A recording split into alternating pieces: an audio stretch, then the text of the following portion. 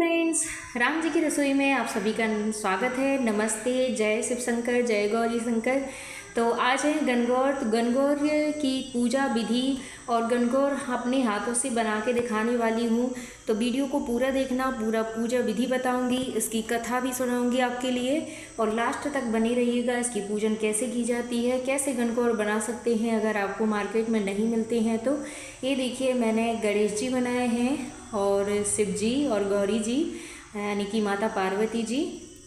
शुरू से वीडियो में दिखा नहीं पाई हूँ बनाना क्योंकि अंशु ने बंद कर दी थी और मैंने अभी ध्यान दिया कि वीडियो बंद है। ये देखिए, वो लोग दोनों बैठे हुए हैं, यहीं देख रहे हैं। बच्चे लोग शैतानी करते ही हैं, तो मैं पूरा नहीं दिखा पाई हूँ आपके लिए किस तरह से मैंने गणेश जी, शिव जी और गौरी जी बनाई हैं। तो गणेश जी देखिए साइड में मैंने बना के रख लिए हैं, बहुत प्यारे लग रहे हैं, छोटे से बनाए हुए हैं। शिव जी को भी वैसे मूर्ति रूप में बनाया हुआ है, यानी जो जलेरी और वो वाले होते हैं, शिवलिंग रहता है वो अलग रहते हैं, लेकिन आज की पूजन में इनको मूर्ति पूजा में मूर्ति जैसे बनाया जाता है शिव जी के लिए। तो मैंने वैसे ही इनके हाथ पैर और वैसे बनाए हुए हैं, बहुत प्यारे लग रहे हैं वो भी। और ये मैं अभी गौरी जी को बना रही हूँ, उनके हाथ लगा दिए हैं, ये उनका मुकुट और उनकी माला बनाई हुई है। और ये शिव जी की आँखें बना रही हूँ अभी मैं, आँखें, नाक, कान सब मैंने लगाए हुए हैं, बहुत ही प्यारे लग रहे हैं। अभी आपको मैं दिखाऊंगी। क्योंकि यहाँ छत्तीसगढ़ में गणगौर पूजन नहीं होती है तो यहाँ पर गणगौर गौरा जी मिलती नहीं है। हमारे यहाँ एमपी में तो कुम्हार भी दे जाते हैं और नहीं तो वैसी दुकान लगती हैं तो वहाँ पर मिल जाते हैं आसानी से, पूजा का सामान भी सारा मिल जाता है। पर यहाँ पर हमें खुद से ही पूरा ढूंढना पड़ता है, सब सामान को इकट्ठा करना पड़ता है क्योंकि यहाँ पर दुकान नहीं लगती है इसकी, क्योंकि यहाँ पर होती ही नहीं है, यहाँ पर कोई नहीं करता है गणगौर की पूजा, जो बाहर के लोग हैं वही बस रखते हैं। तो ये देखिए, मेरे यहाँ मेरी मम्मी बनाती थी घर में, जब कभी कुम्हार लेके नहीं आ पाता था या उनको नहीं मिलते थे तो वो इसी तरह से मिट्टी से बनाती थी और मैं उनका देखती थी। और जब से मैं थोड़ी सी बड़ी हुई थी तो मैं ही बनाने लगी थी, मम्मी से सीख गई थी मैं। एक दो बार उनसे पूछा कि किस तरह से बनाया जाता है, तो आज देखिए उन्होंने मुझे जो सिखाया था आज वो उनकी कला मेरे काम आ रही है यहाँ पर। क्योंकि व्रत तो रखना ही था और पूजन भी करनी होती है, लेकिन अगर मेरे से बना के नहीं आता तो मैं कैसे इस पूजन को कर पाती। तो इसलिए ये जो भी कला होती है हमारे अंदर वो कभी ना कभी काम में ज़रूर आती है। तो कोई भी कला व्यर्थ नहीं होती है, मैंने ये देखा है। हर कला, और ख़ासकर हम लड़कियों को तो हर काम आना चाहिए क्योंकि कब किस काम की ज़रूरत पड़ जाए कुछ भरोसा नहीं होता है। तो मुझे बहुत खुशी होती है कि मैंने छोटे में मेरी मम्मी से ये काम सीखा और आज मेरे काम में आ रहा है। मैं बहुत अच्छे से गौरा जी, शंकर जी, गणेश जी को बना लेती हूँ। और ये सब बनाने का शौक़ तो मुझे छोटे से ही था क्योंकि गणेश जी की स्थापना होती थी तब भी मैं गणेश जी को बाज़ार से नहीं मंगाती थी, इसी तरह से हाथ से बनाती थी अपने और उनकी पूजन के लिए मैं स्थापित करती थी और बहुत खुशी होती थी। देखिए, तो ये मेरे गणेश जी बन गए हैं, ये गौरा जी, और ये मैंने शिव जी को बनाया है। देखिए, मूर्ति रूप में बनाया हुआ है भोले बाबा को, पूरा उनका सिर के ऊपर मैंने गंगा जी को भी बिठाया है। अब चलते हैं, पूजा की तैयारी कर लेते हैं। तो यहाँ मैंने ली है हल्दी, हल्दी से थोड़ा सा लीप लेना है। अगर आपके लिए गोबर मिल जाता है तो बहुत अच्छी बात है, गोबर से शुद्ध माना जाता है और हल्दी भी बहुत पवित्र मानी जाती है। और ये मैंने आटे से बना रही हूँ इस चौक को, तो आटे में थोड़ी सी हल्दी मिला लेना चाहिए। कहते हैं कि सूखी आटे को इस तरह से चौक नहीं बनाना चाहिए, ये जो मतलब गमी वगैरह हो जाती है उस टाइम पे सूखे आटे से, बस उस टाइम पर उस सूखे आटे से चौक को बनाया जाता है। लेकिन अगर कोई पवित्र काम करते हैं शुभ कार्य में, हमें थोड़ी सी आटे में हल्दी को डाल लेना चाहिए, उसके बाद में उससे चौक को बनाना चाहिए। तो ये देखिए, इस तरह से चौक को बना लेना है। तो फटाफट से सारे चौक को बना लेती हूँ। बच्चे काफ़ी शोर मचाए हुए हैं, आपको आवाज़ आ रही होगी, छोटे छोटे बच्चे हैं। इन लोगों के साथ में कोई भी अगर अलग से कोई कार्य करोगे ना तो तब ये अपनी अलग ही मस्ती दिखाते हैं, एकदम परेशान करके रख देते हैं, कुछ भी करना बस हो आपको अलग से। ये देखिए, साथ में ही बैठे हुए हैं और बहुत मस्ती कर रहे हैं ये लोग। मस्ती क्या, मुझे परेशान कर रहे हैं बहुत, लेकिन अब पूजन तो करना ही है। हाँ, और कोई संभालने वाला भी नहीं है घर में कि कोई और देख ले, तो यहीं बैठे हुए हैं। अब इसके ऊपर पटा रखना ज़रूरी है। जब भी आप चौक बनाते हो उसके ऊपर ज़रूर पहले पटा रख देना चाहिए, उसको खाली नहीं छोड़ा जाता है। अब उसके ऊपर कोई भी लाल कपड़े को बिछा लेना है। और ये मेरी शंकर पार्वती जी की फ़ोटो है, तो मैं फ़ोटो को भी रख लेती हूँ, साथ में इस मूर्ति को भी रख लेती हूँ। गणेश जी को आगे बिठा दिया है, गौरी शंकर जी को साथ में बिठाया हुआ है। ये मैंने इनके लिए कपड़े बनाए हुए हैं। तो शिव जी और गणेश जी के लिए इस तरह से चुंडी टाइप से डाल देना है, और एक गौरी जी के लिए। और बस अब पूजा की सारी तैयारी कर लेना है। तो सबसे पहले एक कलश रखना है। कलश के नीचे हमेशा गेहूँ या चावल कोई भी अन्न रखना चाहिए, उसमें थोड़े से गेहूँ या चावल के दाने डाल देना चाहिए, और फिर उसके ऊपर रखना चाहिए आम की पत्ती को, और उसके ऊपर दीपक। और दीपक में 2 बत्तियाँ डालना है, चाहे तेल का जलाओ या घी का। उसमें हमेशा लंबी बत्ती डाली जाती है, और लंबी बत्ती के साथ में आपको 2 बत्तियाँ डालना ज़रूरी है। और फूल बत्ती से आरती की जाती है, तो मैंने आरती भी तैयार कर ली है। यहाँ गरुड़ घंटी भी रख ली है। गरुड़ घंटी बहुत ज़रूरी है, गरुड़ घंटी के बगैर पूजा अधूरी रहेगी, भगवान लेते नहीं हैं, बोलते हैं उनके बगैर। तो ये पानी के जल चढ़ाने के लिए मैंने इसमें 2 आम के पत्ते ले लिए हैं। ये पंचामृत बना लिया है मैंने, दूध, दही, शहद, शक्कर और घी से पंचामृत तैयार किया है। फल केले लिए हैं, और पूरा श्रृंगार का सामान लिया है। और ये लिए हैं पलाश यानी कि छेवले के फूल, उसी का मैंने ये रंग बनाया हुआ है। और सारे मैंने ये फूल पत्ती सब कुछ ले ली है। यहाँ पर समी पत्र भी हैं, बेलपत्र भी है, और 7 पेड़ों के पत्ती चाहिए रहती हैं, वो भी मैंने इकट्ठी कर ली हैं। तो माधवाय नमः, केशवाय नमः, ओम, ये सब करने के बाद फिर हमारे लिए पूजा स्टार्ट करना है।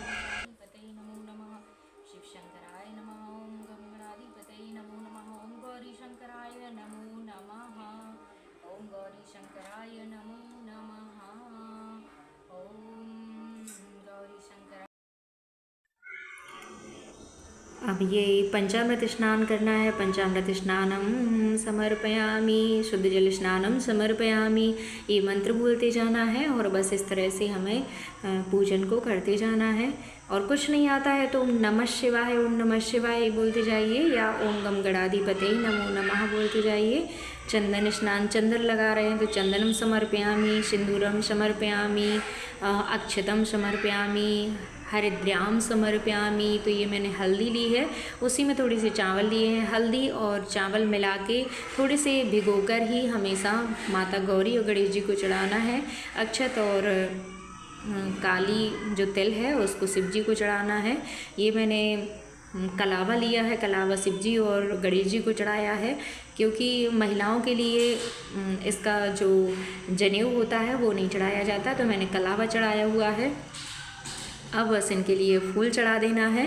सफ़ेद कलर के फूल शिव जी को चढ़ाना है, बेलपत्र हो तो बेलपत्र चढ़ा दीजिएगा। तो सारी इस तरह से आपको सामग्री को चढ़ाना है। प्रभु भोलेनाथ, माता गौरी हमेशा सब पर अपनी कृपा बनाए रखें, और सबके सुहाग को अजर अमर रखें, सदा सबको सुहागन बनाए रखें। तो फ्रेंड्स, आपसे मेरी रिक्वेस्ट है कि अगर आपको वीडियो मेरी पसंद आ रही हो तो प्लीज़ लाइक और शेयर ज़रूर से करना, और चैनल पर नए हो, अभी तक चैनल को मेरा सब्सक्राइब नहीं किया हो तो प्लीज़ चैनल को सब्सक्राइब कर लीजिए। मेरे चैनल पर हर प्रकार की वीडियो आपको मिलेगी, तो प्लीज़ चैनल को सब्सक्राइब कीजिएगा। तो अब आगे की सामग्री बताती हूँ। इसमें मैंने जो पकवान बनाए हुए हैं, ये मैंने बेसन की जो उनके श्रृंगार के आभूषण हैं वो बनाए हुए हैं, तो सभी के लिए पहना दिए हैं। गले का, हाथ का, ये सब बनाए हुए थे मैंने, जो बेसन की होती हैं बत्तियाँ उससे बनाए हुए थे। और फल में मैंने ये केला चढ़ा दिए हैं। और ये मैंने सारा श्रृंगार का सामान, माता गौरी की पूजा है तो उसमें श्रृंगार का सामान चढ़ाना ज़रूरी है। इस तरह से चूड़ी आप निकाल के चढ़ा सकते हो, और बाकी श्रृंगार के सामान को साइड में रख सकते हो, और कुछ मुद्रा चढ़ा दीजिएगा। अब चलते हैं, कथा पढ़ते हैं। चैत्र मास की शुक्ल पक्ष की तृतीया को मनाया जाता है। इस दिन सौभाग्यवती स्त्रियां व्रत रखती हैं। कहावत है कि इस दिन पार्वती ने शंकर जी से सौभाग्यवती रहने का वरदान प्राप्त किया था तथा पार्वती ने अन्य स्त्रियों को सौभाग्यवती रहने का वरदान दिया था। पूजन के समय रेणुका की गौर बनाकर उस पर महावर और सिंदूर चढ़ाने का विशेष प्रावधान है। चंदन, अक्षत, धूपबत्ती, दीप नैवेद्य से पूजन करके भोग लगाया जाता है। विवाहित स्त्रियों को गौर पर चढ़ाए सिंदूर को अपनी मांग में लगाना चाहिए तथा एक बार भगवान शंकर, पार्वती और नारद जी के साथ भ्रमण हेतु चल दिए। वे चलते चलते चैत्र शुक्ल तृतीया को एक गांव में पहुंचे। उनका आना सुनकर ग्राम की निर्धन स्त्रियां उनके स्वागत के लिए थालियों में हल्दी, अक्षत लेकर पूजन हेतु तुरंत चल गई। पार्वती जी ने उनके पूजा भाव को समझकर सारा सुहाग उस पर छिड़क दिया। वे अटल सुहाग प्राप्त कर लौटी।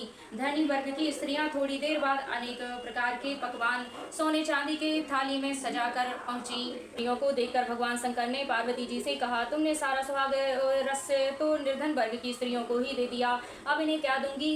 पार्वती जी बोली, प्राणनाथ, उन स्त्रियों को ऊपरी पदार्थों से बना रस दिया गया है, इसलिए उनका रस धोती से रहेगा, परंतु मैं इन धनी वर्ग की स्त्रियों को अपनी अंगुली चीरकर रक्त का सुहाग रस दूंगी, जो मेरे समान सौभाग्यवती हो जाएंगी। जब इन स्त्रियों ने पूजा समाप्त कर लिया तब पार्वती जी ने अपनी अंगुली चीरकर उस रक्त को उनके ऊपर छिड़क दिया। जिस पर छींटे पड़े उसने वैसा ही सुहाग पा लिया। इसके बाद पार्वती जी ने अपने पति भगवान शंकर से आज्ञा लेकर नदी में स्नान करने चली गई। स्नान करने के पश्चात बालू की शिव जी की मूर्ति बनाकर पूजन किया, भोग लगाया तथा प्रदक्षिणा करके 2 कणों का प्रसाद खाकर मस्तक पर टीका लगाया। उसी समय उस पार्थिव लिंग से शिव जी प्रकट हुए और तथा पार्वती जी को वरदान दिया, आज के दिन जो स्त्री मेरा पूजन और तुम्हारा व्रत करेंगी उसका पति चिरंजीवी रहेगा तथा मोक्ष को प्राप्त होगा। भगवान शिव जी यह वरदान देकर अंतर्धान हो गए। इतना सब करते करते पार्वती जी को काफी समय लग गया। पार्वती जी ने नदी के तट से चलकर उस स्थान पर आई जहाँ पर भगवान शंकर व नारद जी को छोड़कर गई थी। शिव जी ने विलम्ब से आने का कारण पूछा तो इस पर पार्वती जी बोले, मेरे भाई भावज नदी किनारे मिल गए हैं, उन्होंने मुझसे दूध भात खाने तथा ठहरने का आग्रह किया है, इसी कारण से आने में विलम्ब हो गया।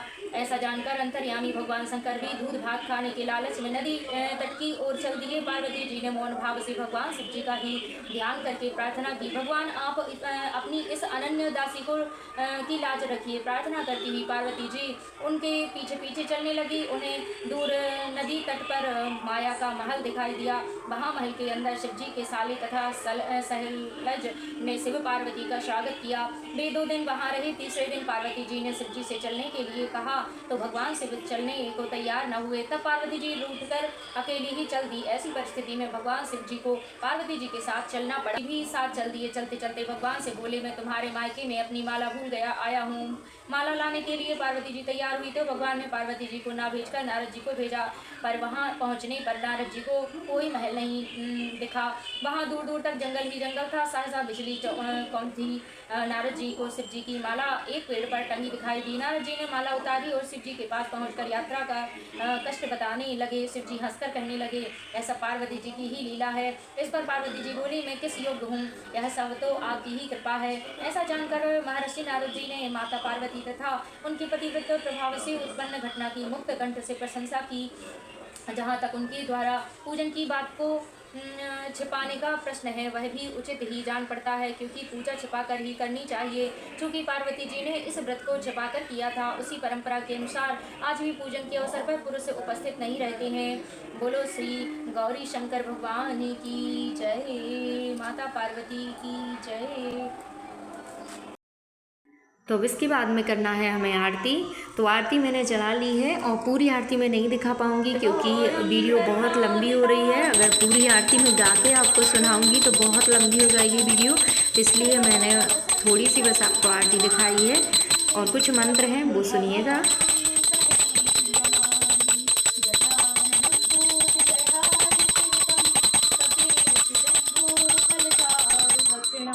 उमा सुतम शोक विनाश करकम नमामि विघ्नेश्वरपादपङ्कजं त्वमेव माता च पिता त्वमेव बन्धु च सखा त्वमेव विद्या च द्रविणं त्वमेव सर्वं मम देवि देवो गुरुर्ब्रह्मा गुरुर्विष्णु गुरुर्देवो महेश्वर गुरुर्साक्षात् परब्रह्म तस्मै श्री गुरुवे नमः। स्वामी मोहिन विसारियो चाहे लाख लोग मिल जाए हमसे तुमको बहुत है पर तुम शाहम को नाही जिसने अपनी सौंप दी है प्रभु तेरे हाथ में डोर और कभी बिगड़ते ना सुनियो नटवर नंद किशोर। बोलो गौरी शंकर भगवान की जय, भगवान गजानंद की। इस तरह के मंत्र हमें ज़रूर बोलना चाहिए। ये मैंने जो पलास का यानी कि छेवले के फूल का कलर बनाया हुआ है उसको 7 बार माता गौरी, शिव शंकर और गणेश जी पर छिड़कना है। कहते हैं होली आज के दिन तक ही रहती है, तो ये मैंने उसको छिड़क लिया है, उनकी जयकारा कर ली है। अब इसके बाद में करना है हवन के बगैर तो हर पूजा अधूरी होती है, तो लास्ट में हमें हवन करना होता है।